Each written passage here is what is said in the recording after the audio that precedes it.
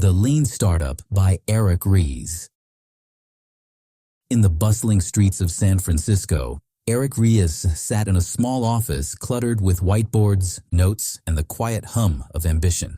He was young, driven, and certain he was building something revolutionary. His startup had funding, talent, and a grand vision. But as weeks turned into months, excitement faded into confusion. Despite endless coding and product tweaks, customers did not come. The launch, once hyped as a breakthrough, ended in silence. That failure haunted him, not because the idea was bad, but because the process was blind. He and his team had spent months perfecting assumptions instead of testing them. They had built something nobody wanted. Sitting in that empty office one night, Eric asked himself a question that would define his future. What if success was not about building faster, but about learning faster? That question sparked what would become a movement.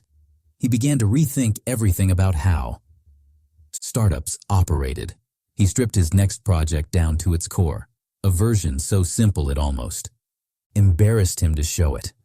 But instead of chasing perfection, he chased validation. This was his first minimum viable product, or MVP. The goal was no longer to impress investors. It was to learn from customers.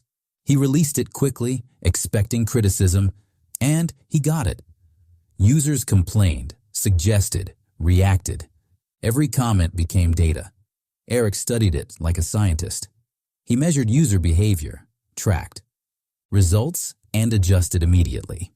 This process became his rhythm: build, measure, learn. Instead of gambling on one big launch, he ran dozens of small experiments. Each failure revealed truth, and each truth brought him closer to what customers actually wanted. The change was revolutionary. His team stopped fearing mistakes and started welcoming feedback. They pivoted often, small shifts that kept them aligned with reality. They were no longer building a dream. They were engineering discovery.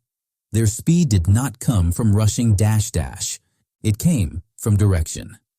Eric's insight was clear. Startups were not smaller versions of big companies. They were experiments searching for a repeatable business model. Every idea was a hypothesis, every product a test. The goal was to validate learning with data, not opinion. Progress was measured not in features built, but in knowledge gained. Over time, his method spread through the startup ecosystem.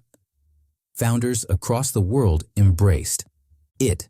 Instead of wasting months on ideas that failed silently, they built quickly, tested relentlessly, and adapted continuously. The Lean Startup became more than a framework. It became a philosophy of resilience. Failure was not an endpoint. It was a feedback loop. Years later, standing before a crowd of entrepreneurs, Eric told his story. He spoke about failure, learning, and the importance of humility in creation. Behind him, one slide displayed 3 words that captured his entire journey: build, measure, learn. He explained that innovation was not luck, but discipline, the courage to test, the patience to learn, and the humility to change.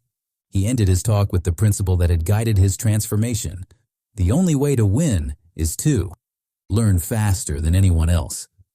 The audience sat in silence, realizing that success was not about being first or biggest. It was about being adaptive. As Eric stepped off the stage, he knew that the Lean Startup was not just a business method, but a mindset, one that turned uncertainty into opportunity and failure into fuel for progress.